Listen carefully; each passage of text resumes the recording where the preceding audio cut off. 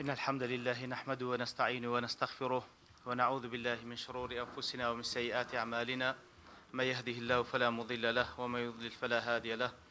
أشهد أن لا إله إلا الله وحده لا شريك له وأشهد أن محمدا عبده ورسوله صلوات الله وسلامه عليه وعلى آله وصحبه ومن دعا بدعوته واهتدى بهديه إلى يوم الدين. يا أيها الذين آمنوا اتقوا الله حق تقاته ولا تموتن إلا وأنتم مسلمون.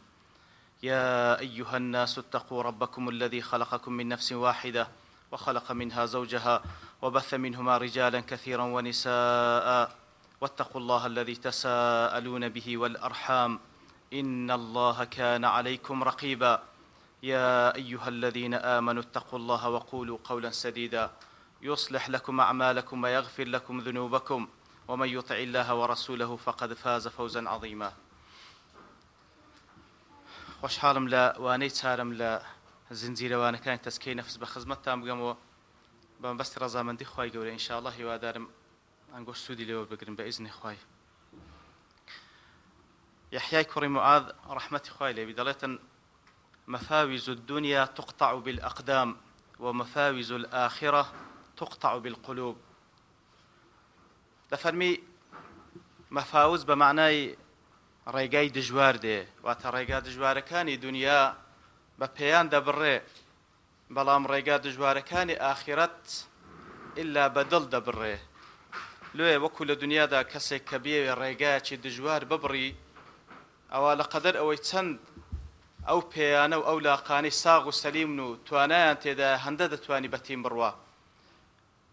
و لە بۆ سەفەری ئاخرەتیش دیارە ئەو دڵی چەند ساغ و سەلیم بی، چەند بەتوانا بی، هەندە هەنگاوی بەتینتر دەنێتن بەرەو گەیشتن بە ڕەزامەندی خوای گەورە. ئیتر لۆیە لەو ڕوانگەیەوەش ئیحتیمامدان و گرنجیدان بەدڵ زۆر زۆر زەرورە. ئەگەر بێت و تەماشا بکەین لە زمانی عەرەبی بەدڵ دەگوترێ ئەلقەلب. لەبەرچی پێ دەگوترێ قەلب؟ پێغەمبەر صلی الله علیه وسلم وەڵاممان دات و لە حەدیثێکەوە ئیمام تەبەرانی ڕوایەت کردێ و ئەلبانی تەصحیحی دەکات دەفەرمی إنما سمي القلب من تقلبه. كواتا دل لوی ناوی لێنرایە دڵ لەبەر تەقەلوباتەکەی کە تێیدایە. کەواتە زۆر تەقەلوبی بەسەردا دێ، واتە زۆر ئەودی و ئەودی و پێدەکرێ. جا نمونەی لۆ دەین تۆ پێغەمبەر صلی الله علیه وسلم دەفەرمی إنما مثل القلب مثل ريشة بالفلات. کەواتە نمونەی دڵ وەکو پەراموچەیەک وایە کەوا لە بیابانێک بی تعلقت في أصل شجرة، واتا أو براموتيا بقد دارت وبي يقلبها الريح ظهرا لبطن. كواتا أو براموتيا كوا بقد دارت ويا حركاتك بادي أو با يقلبها ظهرا لبطن. كواتا أو ديو بيذكات ندي جوليني لا حديث كوا إمام أحمد رواياتي كرديا البانيش تصحيح ذكا دفرمي لقلب ابن آدم أشد انقلابا من القدر إذا اجتمعت غليا. دفرمي ضلي بني آدم لا أو منزليك ولسر آقر ودكولي أو منزل كاتك ولو بري كولان أو شتيكتي دايتي كو أو هابو شوية وكو بيان صوص مصفي دكاتن كغليا واتدكولي وبلقي لدا أو شتيك لناويتي وەری دەجێڕی و ئەو دیویان پێدەکا. دەفەرمی دڵی بەنی ئادەمیش بەو شێوەیە ئەوها بە هەمان شێوە تەقەلوبات دەکاتن. خوا پەنامان بدا. تر وەکو زانایان کەوا باز لەو حەقەتەی دەکەن لەبەرچی دڵ تەقەلوباتی زۆرە دەرن دەفەرمون مەبەست لێرەدا تەقەلوباتەکەی بریتیە لەوەی کە لسرعة الخواطر وترددها عليه. کەواتە خەیاڵات زووزوە بەسەری دادێ، زوزوە ڕوانگەی و یاخود ڕووگەی وەردەجێڕیتن. وەکو شاعیر دەڵێ ما سمي القلب إلا من تقلبه فاحذر على القلب من قلب وتحول. کەواتە دڵ لەبەر تەقەلوبەکەی ناوی لێنرایە قەلب ئیتر ئاگادار بە لەو دڵە بۆی کەوە هەڵ نەگەڕێتەوە و ڕووی وەرنەجێڕی. ئیتر لە با بڵێن لە زیاتر شەرحی ئەو حەدیثەی زانایان دەفەرمون دڵی ئەولیاءەکانی خوای گەورە ئەوانەی کەوا دۆستانی خوانە سبحانه وتعالى دەفەرمێت دڵی ئەوانیش لە تەقەلوباتە، بەڵام تەقەلوبی دڵی ئەوان کووە بين الخوف والرجاء هند وقت زور دترسي لخواي جورة هند وقت زور هوا وآواتي برحمة خواي كهردو شهر عبادتي قلبية هند وقت زور شوقي هەڵدەستی لە بۆ گەیشتن بە ڕەزامەندی خوای گەورە هەندە وەخت خۆشەویستێکە غالیبە لەسەری ئیتر بەو شێوەیە تەقەلوباتی وان هەمووی لەناو مەقاماتی عیبادەتە بەڵام دڵی ئیمانداران بە گشتی با بڵین وەکو ئەوامی موسڵمانان دەفەرمی تەقەلوباتەکەی کە بە سەروانیش دێتن بەو شێوەیە بەینە یەقین و ئیضطراب واتە لەحەزات هەیە بەسەریدا دێت تەواو یەقینی هەیە بە هیچ شێوەیەک شەک و گومانی لە خوای گەورە و لە قیامەت و لەو مسائل غیبیانە نامینە بە هیچ شێوەیەک حاڵەتی واش هەیە هەندە لەحەزات هەیە بەسەریدا دێ ئیضطراب واتە شێواویەکی پێوە دیارە ئەو مەسئلەیە هەندێک جار لە غەفلەتدا ئەو دڵی هەندە جاریش فی تەیەقظ کەواتە زۆر زۆر بەخەبەرە لە کاتی ذکری خوای گەورەیە سبحانه وتعالى هەندێ جار سکون إلى الدنيا هەندە جار مەیل بەرەو دنیا دەکا و دڵی مطمئن دەبی بە دنیا وهندي جاريش ميل إلى الآخرة هند جاريش رول آخرة دكا كواتا مرة إلى هذا ومرة إلى هذا بوش شوية براستي دلي إنسان كدلين تقلباتي هي دلي عوامي إيمان داران بوش شوية لو تقلباتاني دا زاوكو يقلا بياو حكيم كان دفرمي ما من شيء أشد على العبد من حفظ القلب هیچ شتێک لەسەر بەندە زەحمەتتر نییە لەوەی کە بتوانی پارێزگاری لەسەر دڵەکەی بکە لەسەر تاعات و عیبادەت ڕای بگری ئەوجاوەکو نمونەیەکی جوان لێ دەینەوە دەڵێ بينما يجول حول العرش حتى تراه يجول حول الحش خوا پەنامان بدە دەفەرمی جاری وا هەیە دەیبینی بەرز بوویتەوە لە دەوری عەرشی خوای گەورە دەسوڕێتەوە بە فکر و بە ذکر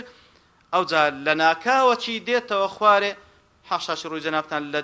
لە دەوری ئاو دەستێک دەسوڕێتەوە لۆیە ئەگەر بشمانەوێ ئەو دڵە وەکو تازە لەو قەولەی کەی نامانەوە بەڕاستی پێویستە پارێزگاری لەسەر بکەین حفزی بکەین پێش هەموو شتێک پێویستە بزانین کەوە ئەو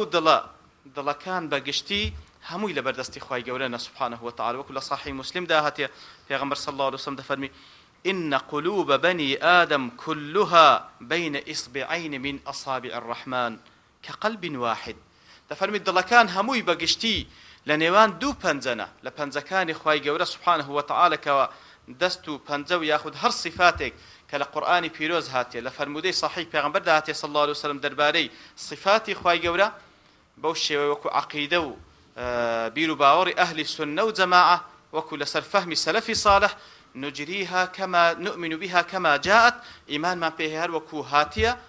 نتشبيه دكين بمخلوقين والعياذ بالله دلين صفتك ولائقة بخواي جورا سبحانه وتعالى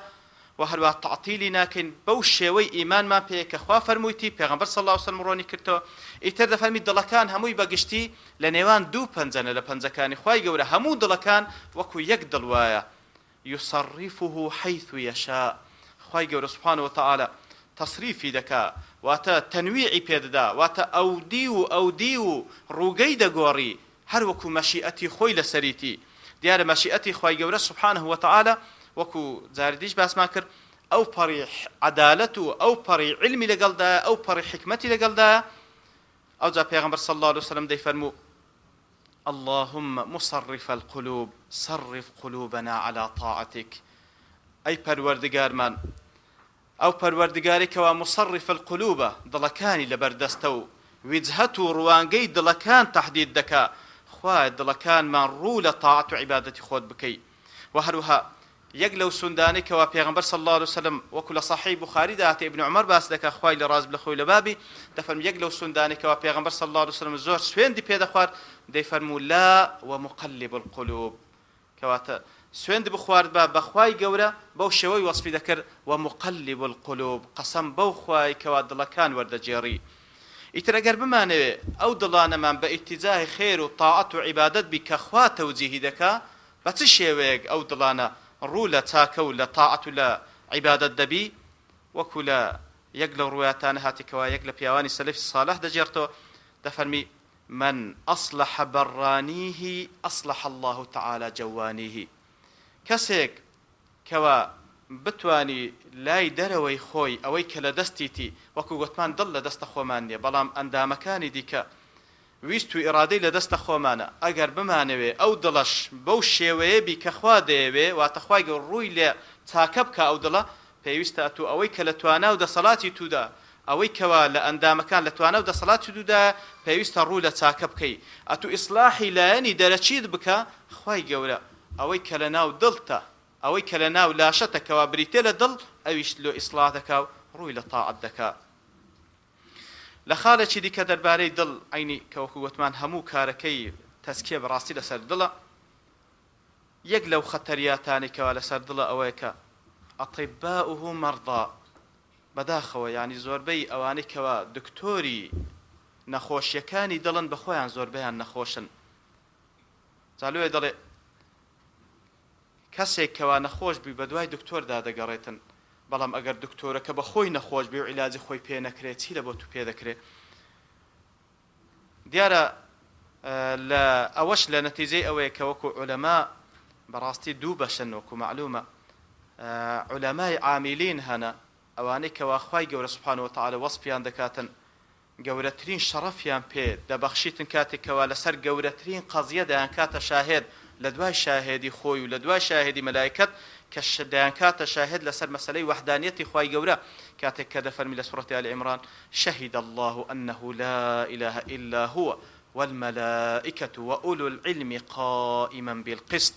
كواتا خوا شاهدی دا سبحانه وتعالى ملائكتكان شاهدی دن وهروها أوزا وأولو العلم خاون علمكان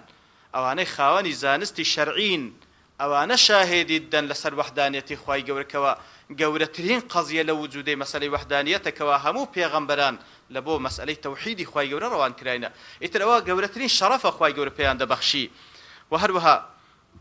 وەکو معلومە پێغەمبەری صلی الله عليه وسلم کە وەصفیان دەکاتن ئەوان میراتگیری پێغەمبەرن لەبەرەوەی پێغەمبەران صلی الله عليه وسلم خۆیان لەسەر بدینار و درهەمیان بەجێنێژ لە دوای خۆیان بەڵکو علمی شەرعیان بەجێهێش ئیتر علەما ئەوەندە شەرەفەیان بەسە علەمای عامل بۆی کەوە میراتگیری پێغەمبەرانن عەلەیهیمو الصەلاة وەسەلام ئەوە علەمای چاک کە لە هەموو عەسرەکی هەر دەبی بمینێ لەبەرەوەی خوای گەورە حفظی دینی خۆی دەکا لە خلالی حفظی علەما بەڵام لەگەڵ ئەوەش بەداخەوە یعنی کەسانێک لەوانە بەڕاستی دەبنە علەمای سوء خوا پەنامان بدا دەبنە علەمای سوء کەواتە دەبنە نمونەیەکی خراپ لەسەر ئەو دینە ئیتر وەکو خوای گەورەکەوە بە ئەو شەرەفە گەورەیان لێ دەنێ وەکو لەو ئاتێک کە خوێندمانەوە بە هەمان شێوە خوای گەورەش لە سوورەتی جومعە لە سوورەتی الجومعەدا دەفەرمیتن مثل الذين حملوا التوراة ثم لم يحملوها كمثل الحمار يحمل أسفارا کەواتە عینی بە هەمان شێوە ئەو زانانەی کەوەکو لێردا خوای گەورە زیاتر باز لە عولەمای بەنی ئیسرائیل دەکا ئەوانەی کەوا خوای گەورە تەکلیفی لێکردن علمی تەورات هەڵگرن و بیکەنە عەمەل و بە خەڵکی ڕابگەینن خوای گەورە دەفەرمی کە هەڵیان نەگرت ئەو علمەی لە دوای ئەوەی فێر بوون کاریان پێ نەکرد ئیتر خوای گەورە نمونەیان پێدەینتەوە بۆی کەوە كمثل الحمار دوو لە ڕووی جەنابتان واتە وەکو گوێ درێژ وانە يحمل أسفارا چەند کتێبێکی زۆر بە نرخ لەسەر پشتی گوێ درێژ دابنەی ئەو گوێ درێژە هیچ سوود لەو کتێبانە وەردەگری نەخێر بە هیچ شێوەیەک سوودی لێ وەرناگری کەواتە کەسێک بەڕاستی ئەوجە کە دەڵێن باسی عولەما دەکەین وەکو گوتمان عولەمای عاملون ئەوانە فەخری ئەو ئومەتەنە بەڕاستی ئەو نورەنەکەوە ئومەت لە تاریکاییەکان ڕزگار دەکەن بەڵام عولەمای سوء کە باز دەکەین ئاگادار بە ئەمن و ئەتوو ئەوی دیکەش هەمومان پێمەشمول لەبەرەوەی هەر کەسە لە قەدەرە خۆی علمی پێیە لە قەدەرە خۆی ئەگەر بێت و کار بەو علمەی نەکاکەوە پێیتی بەڕاستی ئەو وەعیدانە و ئەو شتانەی کەوا وەکو هەڕەشەیە لەلایەن خوای گەورەوە لەلایەن پێغەمبەرەوە صلی الله علیه وسلم لە بۆ عولەمای سوء هەمووی پێمەشمولن هەر کەسە لە قەدەرە خۆی پێمەشمولە بۆی کەوە لە قەدەر و علمەی کە هەیتی نایکاتە عەمەل ئیتر ئەو کەسانە کەوا ئەو علمیان هەیە و نایکەنە عەمەل وەکو وەصفیان دەکرێتن بەڵێ بە مێشک لە دڵ و دەرونیان متونیان لەبەر کردیە لەوانەیە قورئانیش لەبەر بکە فەرمودەکان لەبەر دەکا متنی با بڵێن قەولی عولەما لەبەر دەکا بەڵام لەگەڵ ئەوەش وەنەسیەت جەوارحهم الهدى والمنون بەڵام لاشەیان ژیانیان بەعام لەگەڵ ئەوەی کەوە ئەو شتانیان لەبەرە ئەو جا هیدایەتیان لەبیر کردیە و مردنیان لەبیر کردیە قالت ألسنتهم إنهم عالمون بزمان دلين إما عالمين ونطقت أفعالهم أنهم جاهلون بلام كردوكانيان نطقي كردوكانيان زمان حاليان دەڵێن ئەوان نەخێر نەفامن جاهیلن لێ وەکو کەس بمانوێت سەبەبی ئەوەش بزانین لەبەر چی ئەو کەسانەی کەوا علمیان هەیە تووشی ئەو دەردە دێن سەبەبی ڕئیسی چییە تاوەکو خۆمان لێ بپارێزین هەروەکو لە مالکی کوڕی دینار دەجێڕن دەفەرمی پرسیارم لە حەسەنی بەسری کرد وتم ما عقوبەت العالم عقوبە و سزای عالم چییە ئەگەر لا بدا دەڵێ گوتی موت القلب دڵەکەی دەمری قلت وما موت القلب باشە مردنی دڵی بەچی دەبی طبعا کە مردنی دڵی معنە لاشەی زندیە بەڵام دڵی مردیە قال طلب الدنيا بعمل الآخرة راستي نقطة زور خطرة طلب الدنيا بعمل الآخرة كواتا الدنيا داوادك بو كردواني كلا أصله وفيش تلبو آخرة أنزام بدري يعني كسي كداواي دنيا بك بوسائل خوي أو مسألة شي لواني اعتيادي بي بلام أو كردواني كوا للدين داندرا لبو كوا داواي آخرة رزامندي خواي قوري بيبكي أتو بو كردوانا داواي دنياي بيبكي هو دەبێتە سەبەبی مردنی دڵی ئەو کەسەی کاتێش کە دەڵێن داواکردنی دنیا ینی یەک لە مەزاهیرەکانی دنیا پارە و پوولە یەک لە مەزاهیرەکانی دنیا کورسی و مەنسەبە یەک لە مەزاهیرەکانی دنیا ئەوەیە کەوا کەسێک بێ مەکانەت و ڕیایی یەک لەو خۆی پەیدا بکە ئەوانە هەمووی دنیایە کاتە زۆر خەتەرە کەسێک بە نوێژی بە ڕۆژی گرتنی بە جیهادکردنی بە دەعوە و بانگەوازکردنی مەبەستی ئەوە بی شتێک لە دنیا بەدەستبینی دەبیتە ماوەیەکەوە دڵەکەی بمری لێیە ابن عطای اسکەندەری دەڵێ ما قل عمل برز من قلب زاهد بەڕاستی هەر کردەوەیەک کە مادام لە دڵی کەسێک دەربچی ئەو کەسە زاهیدە بەرامبەر بە دنیا دنیای ناوێ ئەو کردەوەیە گەر کەمیش بی هیچ کەم نییە بەڵام بە پێچەوانەوەش ولا كثر عمل برز من قلب راغب بەڵام کەسێک کە راغب بی لە بۆ دنیا واتە ڕووی لە دنیا بی خۆشیەکانی دنیای بوێ مەبەستی پلە و پایە و مەکانەت و پارە و پول بی هەرچەندە کردەوەی زۆریش بکە بە هیچ شێوەیەک ئەو کردەوەیە زۆر نییە لەکەن خوای گەورە سوبحانەه وتعالە ئیتر ابن مەسعود خوای لێ ڕازی بی دەفەرمی کاتێکەوە گەیشتە تابعین ئەویان عمری درێژ بوو خوای لێ ڕازی بی دەفەرمی پێیانی دەگۆ بە تابعیەکانی دەگۆ کە جیلی دوای سەحابەنە أنتم أطول صلاة وأكثر اجتهادا من أصحاب رسول الله صلى الله عليه وسلم دەفەرمی کە تەماشای گۆ دەکەم ئەنگۆ نوێژەکانتان درێژترە و خۆماندیکردنتان لە عیبادەت زۆرترە لە سەحابەی پێغەمبەر صلى الله عليه وسلم وهم كانوا أفضل منكم بەڵام هەر ئەوان لەنگۆ باشتر بوون گوتیان باشە لەبەرچی مادەم ئێمە تاعات و عیبادەتمان زیاترە لەبەرچی ئەوان لە ئێمە باشترن فەرمووی إنهم كانوا أزهد في الدنيا لەبەرەوەی ئەوان لەنگۆ بێبەشتر بوون لە دنیا هیچ هیوایان بە دنیا نەبوو چاویان لە خۆشیەکانی دنیا نەبوو و ئەرغەب في الآخرة منكم و ئەوان زیاتر ڕوو لە ئاخرەت بوون مەبەستیان ڕەزامەندی خوا بوو سبحانه وتعالى و ئیمام مالک کوڕی ئەنەس دەفەرمی مامۆستایەکەم کەوا ڕەبیعەی ڕەئیە دەفەرمی لێی پرسیار کردم یا مالک من السەفەلە یا مالک سەفەلە چێیە سەفەلە واتە کەسی کەم و کورت چێیە قلت من أكل بدينه أو كسكم كرتا كوا هول بدا بدينكي بار بخوا فقال من سفلة السفلة أدي لواني شي تبوستر شيء قال من أصلح دنيا غيره بفساد دينه أو كسي كبير دنياي غيري خوي تاق بكا بتيقدان وكاول كرني دينكي خوي يعني لبون من الشاهدي لو ظالمة شددا بس لبو اوي كوا او زانمي لپيشساوي خلچي شيرين بكا اگر لسر حساب الدين خوشي بالدين خوي كاول دكا كوا تاول هموان خرابتر زاوكو شاعر دل اظهروا لله دينا درباري او كساني كوا بو علميان دانوي دنيا بدز بينن اظهروا لله دينا لبو خلچي زياتر واني شاندن كوا دين يچيان لبو خوا گرتي تبر بلام وعلى الدينار دارو بلام لدوروبري دينار دا سورينوا نقلبو دين وله صاموا وصلوا وله حج وزاروا اتر هل لبو او ديناريا نويج دكن بروجي دبن حز دكن زيارت دكن هل لبو دنيا لو بدا فوق الثريا ولهم ريش لطاروا دفرمي اجا او دينارا لسروي مانغو لسروي استيرانيج بيتن هندب بروش لبوي اگر باليان هبي لبوي دفرن سبحان الله اتر براستي كسي كوا طالبي علم بي يعني عالمي سوء بي براستي او كس زەرەرەکەی تەنها لۆ خۆی نیە لۆ کەسانێکی دیکەشە وەکو نمونەی لۆ دەینەوە دەفەرمون وەکو بەردێکە ئەو بەردە لە دەو جۆگە ئاوە چی دابندرێ ببتە کۆسب نە لێگەڕێ ئەو جۆگە ئاوە بڕوا لە بۆ خەڵکی ئیسفادەی لێ بکەن نە بە خۆشی لێی بخواتەوە خوا پەنامەمدا هەر دەربارەی دڵ لە پەیامێکی پێغەمبەردا صلی الله عليه وسلم کە وەکو پەیامێکی ئاگادارکردنەوەیە لەو حەدیثەی کە ئیمامی تەبەرانی ڕوایەت کردێ و ئەلبانیش تەصحیح دەکات شەدادی کوڕی ئەوس دەجێڕێتەوە خوای لێ ڕازی بێ دەفەرمێ پێغەمبەر صلی الله عليه وسلم فەرمووی أول ما يرفع من الناس الخشوع فەرمووی یەکەم شت کە لەناو خەڵکی نامینێ واتە لە دوای خۆی لە دوای پێغەمبەر صلی الله عليه وسلم یەکەم شت کە لەناو خەڵکی هەڵدەگیرێ و نامینێ الخشوع خشوع چییە وەکو زانایان وەصفی دەکەن الانقياد للحق بالكذبون لبوخوا بتي الخوف الدائم في القلب بابوي كوا ترسيتي بردوام لدل هب برامبر بخواي جور سبحانه وتعالى يتر باشترين تعريفيش لبو خشوع او اتي سورتي او دو اتي سورتي بقره كوا خواي جور دفرمي واستعينوا بالصبر والصلاه وانها لكبيره الا على الخاشعين دفرمي انغو داوا يارمتي بكن خوتان بدن پناي صبر و هەروان وێشکردن لۆ ئەوەی کە بتوانن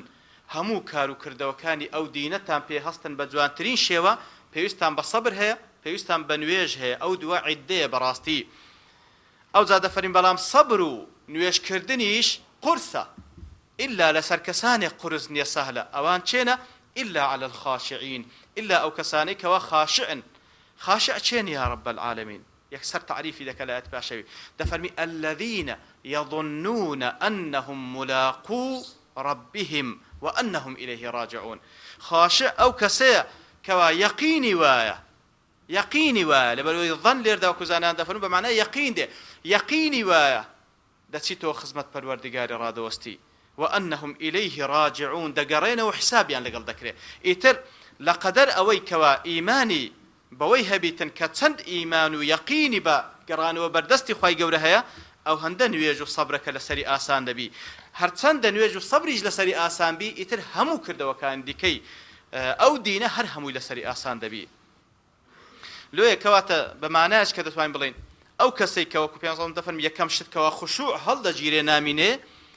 کەواتە ئەو کەسە ترسی خوا لە دڵی نامینێ کە ترسی خوا لە دڵی نەما ئیتر ئەو دڵە بۆگەن دەبی ئەو دڵە پیس دەبی بە ئەنواعی شتی پیس کەوا شەیتان دێختە ناوی وای لێ دێ ئەو دڵە با بڵێن مخالیفە ناوەڕۆشی دڵەکەی لەگەڵ ئەو کردوانەی کەوا بە زاهیر ئەنجامی دەدا لۆیە وای لێ دێ ئەو عیباداتانەی کە ئەنجامیشدا مجەڕەد مەزاهیرەکە بەبێ ناوەڕۆک لۆیە کە کابرایە ئەو ئینسانەش هەرچەندە صاحب علمیش بی ئەگەر بێت و ئەو خشوعە لە دڵی نەما ئەو ترسە لە دڵی نەما مجرد شتەکانی ظاهری بوو لە نوێژی لە ڕۆژی لە زەکاتی لە حەجی لە جیهادی لە داعوە و بانگەوازی ئیتر وای لێ دێت تەئسیریشی نامینێ وەکو ئەو کەسێکەوە حەسەنی بەسڕی ڕەحمەتی خوای لێبی کاتێکەوە ئامۆژگاری دەکرد دیتی هیچ تەئسیری لێ ناکەوە ئامۆژگاریە دەڵێ ئەو جا بانجی کرد و پێی فەرموو یا هذا إن بقلبك لشرا أو بقلبي لو دو حالة بدرنية لبرتي أو قساني من ديكم تأثيرينيا يانا وتا شرق لدلي توها يان لدلي من هي كواتا أو دلا كاتي كوا خيري بيوني من طبعا شري تيدا خرابي تيدا بوغني تيدا إتريانا وتا شتيق لا شر ولا خراب لدلي تويان لدلي منها إتر كاتي كوا أوش تشتطور ذكا خشوع ناميني ترسان لخوا ناميني لدل دا أو إنسان برو نفاق دروا وخطرترين جوركاني نفاقج أو منافقية كوا هل دستي ببانقواز كردنيش هر وكو بيغمبر صلى الله عليه وسلم لا حديث يقداك لصحيح جامع دا هاتيو طبعا لا أصله لا مسند إمام أحمد هاتيو أو زي إمام الألباني لصحيح جامع تصحيح دكا تفرميت بيغمبر صلى الله عليه وسلم إن أخوف ما أخاف على أمتي كل منافق عليم اللسان لهموش تيك كوا لأمة كم بترسيم كوا ترسناتي هبي لسريان همو كسيتي منافقي دورو عليم اللسان بلام زمان زامبي زماني باراوبي اتر وكو من نابي وصفي او حديثي دكا دفرمي تشي او كسيكوا منافق عليم اللسان دفرمي اي كثير علم اللسان بزمان علمي زورا بلام جاهل القلب والعمل بەڵام دڵەکەی جاهیلە پڕە لە جەهالەت و هەروە کردەوەکەشی تەماشا دەکەی کردەوەکەی لەگەڵ قسەکانی تێک ناکاتەوە. يدعو الناس إلى الله ويفر هو منه. خەڵکی بانگ دەکات لە بۆ لای خوای گەورە سوبحانه وتعالى لە کاتێکدا بەخۆی هەڵدێ لەبەر خوای گەورە والعیاذ بالله. ويستقبح عيب غيره ويفعل هو ما هو أقبح منه. عيبێک لە خەڵکی ببینیتن زۆر زۆر بە گەورەی باز دەکا فڵانە کەس ئەو کەم و کورتەی هەبوو بەڵام بەخۆی ئەوەی ئەو دەیکا زۆر قەباحەتی لەوی گەورەترە. دیارە وەش وەکو صیفەتێکی ئەهلی نیفاق وەکو زانان دەفەرمون منافق دائما لە دوو عیب و کەم و کورتی خەڵکی دەگەڕێ. مسلمانیش بە پێچەوانەوە عیب و عاریش لە خەڵکی بینی ستری دەکاتن عذری لۆ دەینیتەوە. ويظهر للناس التنسك والتعبد ويسارع ربه بالعظائم. لبو خەڵکیوانیشان دە کەسێکی عابدە و خواپەرستە بەڵام لە نهێنیدا لە کاتێکەوە بە تەنیا دەمینێتەوە لەگەڵ خوای گەورە سبحانه وتعالى يسارع ربه بالعظائم. گوناهی گەورە ئەنجامدا خوا پەنامان بدە. ئیتر بەڕاستی ئەوە شێک لە نەتیجەکانی نەمانی خشوعە کە ئەویشیان دیسان عیلاقەی بە دڵ هەیە و ئەگەر بێت ئەو دڵە ساغ و سەلیم بیتن پڕبی لە ترسی خوای گەورە توش ئەو حاڵەتانە نایە. لۆیە زانایان دەفەرمون علمی حەقیقی زانستی ڕاستەقینە بریتە لە علمی قلوب ئەو علمەی کەوا متعلقە بە دڵ. لۆیە وەکو ئەبوو حامدی غەزالی کاتێکەوە باس لە علمی قلوب و کەمە بەس لە علومی تەسکیە دەکا دەفەرمی وهو فرض عین في فتوى علماء الآخرة. فێربوونی علمی تەسکیە و پاکبوونەوەی دڵ و گەشەپێدانی ئەو دڵە بە مەقاماتی عیبادەتی ڕێک و پێک دەفەرمی فێربوونی فەرض عینە کەواتە لەسەر هەموو مسلمانێک پێویستە فێر ببیتن هەروەکو لە فتوای علەمای ئاخرەت هاتیە. واتە ئەو علەمانەی کەوا علەمای ئاخرەتن ئەوان فتوایان داکەوە فێربوونی تەسکیە خاوێنکردنەوەی دڵ و ڕازاندنەوەی بەکاری جوان بە عیباداتی جوان ئەوە فەرض عینە لەسەر هەموو مسلمانێک. لێ یەک لەوان دەیفەرموو حديث أرقق به قلبي كواتا فرموديشي پیغمبر صلى الله عليه وسلم كوا بمتبعي أو كوا ظلمي بينرم ببيتوا وأتبلغ به إلى ربي ببتماي أو كوا لخوام نزيق بكاتوا أحب إلي من 50 قضية من قضايا شريح. للاي من خوشويستر أو حديثة للاي من لبيشتر أو أولاتر لبنزا قضية لقضايا كان إمام شريح رحمة خوالي بي كواباز لعلوم فقه لأصول فقه لفقه لو مسائل عندكاتن أويش يان بيوستا بلام كسيك أجر أو علمي بينا بي كوادلي بينا رمكاتوا أو علمي بينا بي كدلي برازين تو بمقامات عبادة سلوي دي كبكادا بيتا علمي كوالواني زاتر في فيرا حيلة لدين ببيتن وكو معلومة لو كاتي كوا لإمام أحمد يان برسي رحمة خوالي بي من نسأل بعدك يا إمام كأجر أتو وفاتت كر يان ليرة نبوي برسيار لشيب كين لدوايتو فرموي عبد الوهاب الوراق لو بياو برزب برسن عبد الوهاب الوراق دروانش بيان قلتو إنه ليس له اتساع في العلم آخر عبد الوهاب علمي زور فراواني نية ديار كسانش كهبوين لوي عالم تر قال إنه رجل صالح مثله يوفق لإصابة الحق لعبد الوهاب برسن أجر علمي زور فراوان نبي لبر أوي عبد الوهاب بياوشي صالح ولخوات ترسى مثله وكو أو كسي يوفق لإصابة الحق خواي جورة توفيقي دكا دائما حق ببيني توا كواتا لقدر أوي كوا أما يقلابينو لو خواي جورة واتقوا الله ويعلمكم الله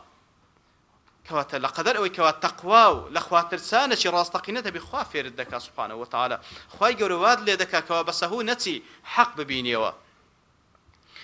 وكاتك وبرسياري لكرا درباري معروفي كرخي إمام أحمد رحمة خوالي له الشامبي قال كان معه أصل العلم دفر معروفي كرخي أصل علم كان بيا تي أصل علم كان يا إمام فرموي خشية الله لخوات ترسي أصلها مو علم كان أويا إتر دفرمي حسني بصريش برسياري لكرا درباري مسأليك أيش ولامي داوا اوانيش بيانغو ديار او كساني كبرسيارين لك دخلتي او شارع نبوي نكو حسني بصري ليبوا دلي اوانيش بيانغو باشا ان فقهاءنا لا يقولون ذلك دلي وتيان زانا كان ايما او فتوايتو نادن يعني او جوابك اتو داتو اوان او جوابي نادنوا فرمي ايش فرموي وهل رايت فقيها لو اسمع انغو فقيه تاندي تي فقيه يعني طبعا خوشي بي فقيه نيو الفقيه فقيه أو كسية القائم ليله والصائم نهاره الزاهد في الدنيا كواتا فقيه أو كسية كوا بشو خريشي شو نويجا بروجكان أو عندك سنتي بيغمبر صلى الله عليه وسلم بروجي دبي وهروها زاهد برامبر بالدنيا كواتا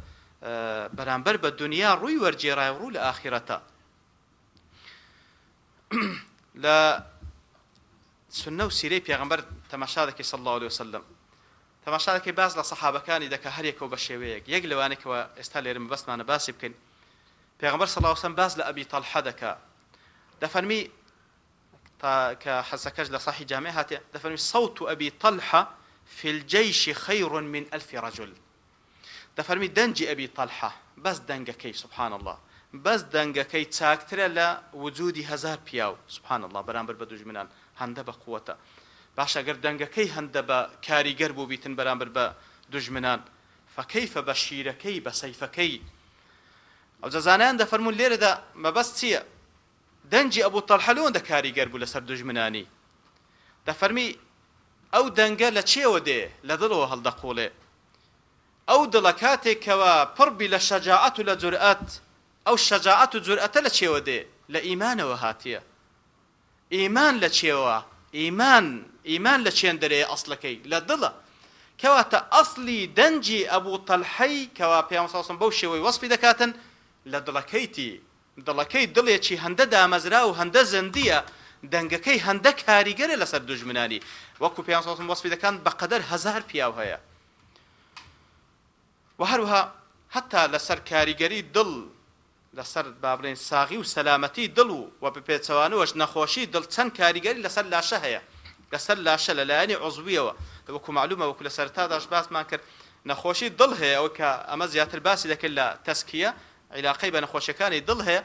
وهروها نخوشي لاشه هيا نخوشي لاشه ك علاقه بالطب هيا اتر او دله هرچند ساغ وسليم بي تأثير لنخوشيكاني لا شجدكان نخوشي عضويكان لبون منا دفرمي ابن القيم دجرته رحمة خوالي بالله روضة المحبين كاتك باز لحالي شيخ خوي دكاتن كوا ابن تيمية شيخ الإسلام رحمة خوالي بي ضري وحدثني شيخنا لبومي باسكر قال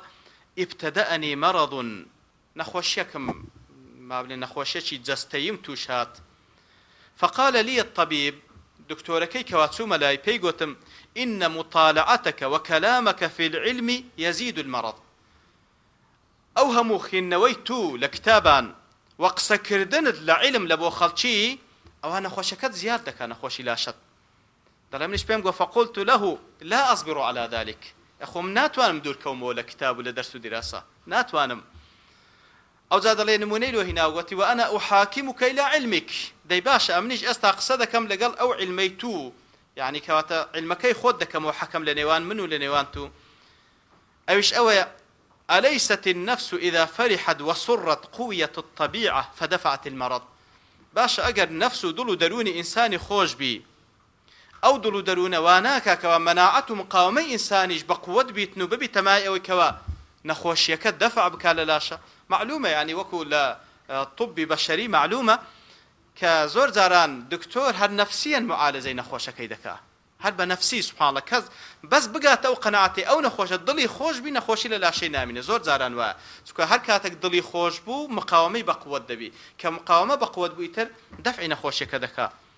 أيش ضلي بالي وايا فقلت له فإن نفسي تسر بالعلم يدي ضلي منيش تنها والله بعلم خوش دبي لنتيجة دا فتقوى بها الطبيعة فأجد راحة إتل لنتيجة علمه وخريق بون بو علمه أو طبيعة واتمقصدي لمقاومة ومناعي جسمي بقوة دبي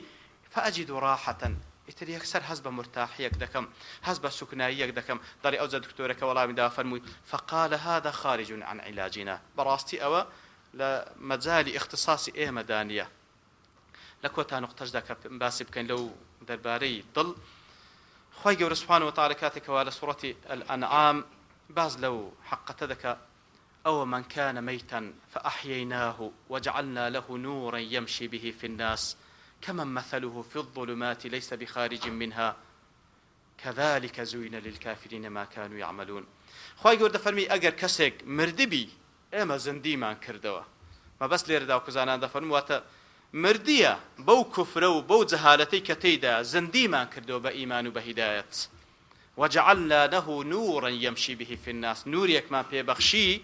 لە نوری ئیمانەکەیتی کە بریتێ لەو قورئانی کەوا خوای گەورە هیدایەتی لۆدا، نورێکمان پێبەخشی يمشي به في الناس، لەناو خەڵکی پێدەسوڕێتەوە، ئیتر خەڵکی پێدەناسی، هەموو حەق و باتیلی لێک جودا دەکاتەوە بەو نورەی کە پێی بەخشرا. كمن مثله في الظلمات ليس بخارج منها. نمونەی ئەو کەسە وەکو نمونەی کەسێک وایە کە لەناو چەندین تاریکایی دابی نەتوانی لێی دەربچی نەخێر. زاوەکو لە تەفسیرەکان یەک لە تەفسیرەکان دەفەرمی ئەو من كان ميتا فأحييناه، دەفەرمی عومەر خوای لێ ڕازی بی، عومەر بوو خوای گەورە زندی کردەوە. ئایا وەکو ئەو کەسەیە كمن مثله في الظلمات ليس بخارج منها ئەبوو جەهل لعنەتی خوای لێدا. ئیتر بەڕاستی فەرق دە بین ئیمامی عومەر و ئەبوو جەهل چەندە؟ فەرقی بینی عارد و ئاسمانە. کەواتە لێرەدا ئەوەی مەبەستە بڵین بەڕاستی ئینسان بەو دڵەی زەندیە، بەو دڵەی زەندیە کاتێکەوە ئەو دڵە ئاوەدان بۆ بە قورئان و بە سوننە و بە ئیمان و هیدایەت لەو ژیانەدا زەندیە، و هەروەها لەناو قەبریشی زەندیە، و هەروەها لە دوای قەبریشی لەناو بەهەشدا بە بەردەوامی زەندیە. بەڵام ئەو کەسەی کەوا لە دنیادا لە ژیاندا مەحرومە و بێبەشە پشتی لەو هیدایەتە کردیە، پشتی لەوی قورئان و سوننەیە کردیە، لە دنیاشدا ئەو دڵەی مردیە، هێشتا بەلاشەش زەندیە، و لە پاشی مردنیش دەستە زبڵدانی مێژوو لە هیچ جێگایەک باز ناکرێت، تەنها لە بۆ مەسەلی خراپ باز دەکرێت. ئیتر لەوێ لەو ڕوانگەیەوە تەماشا دەکەی خوای گەورە لە چەندین جێگایان لە قورئانی پیرۆز و هەروە پێغەمبەر صلی الله علیه و سلم لە چەندین فەرمودەی صحیحدا باز لەوەی دەکات شەهید زەندیە، نابی کەس پێی بڵێ مردیە. ولا تقولوا لمن يقتل في سبيل الله أموات بل أحياء ولكن لا تشعرون. لەبەر چییە؟ دەفەرمی ئەسڵەن لەبەر ئەوەیە لە کەلیمەی شەهید لە چی هاتیە؟ لە شەهادەوە هاتیە، لە شاهدیدانەوە. دەفەرمی لەبەر ئەوەی لأنه شهد على الغيب حتى صار عنده شهادة، أو شاهدي لسر أو غيبي ددا، شاهدي لسر خواص ددا سبحانه وتعالى كشاني فرستني هي، شاهدي لسر أو إذا كبهشت جهنم حقا وهروها، ولأنه رأى بقلبه ما لا يراه الناس إلا بعد موتهم. أو بدلي خوي ديتيتي لبهشت لجهنم، أو بدلي خوي ديتيتي ويقيني فيها خلشي نايبين المجر باشي مردن نبي لسر أو أساسي فأقدم على التضحية بأغلى ما يملك. لسر أو أساسي هستا ببخشيني بنرخترين شد للاي كواجياني خوي دبخشي لبيناي خوي جورا. بالمقابل كوفئ باستمرار إطلاق صفة الحياة عليه حتى بعد الموت. لو پاداش تدرايتوا بۆی کەوا بە بەردەوامی پێویستە پێی بگوترێ زندی لەبەر ئەوەی بەڕاستی شەهیدەکان بە شاهێدی خوای گەورە و بە شاهێدی پێغەمبەری صلی الله علیه وسلم هەر زندین. تر لە خوای گەورە دەپاڕێن و لەو کەسانە بین کەوا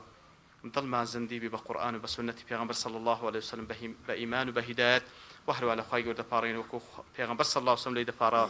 اللهم يا مصرف القلوب صرف قلوبنا على طاعتك، اللهم يا مقلب القلوب ثبت قلوبنا على دينك. سبحان ربك رب العزة عما يصفون وسلام على المرسلين والحمد لله رب العالمين.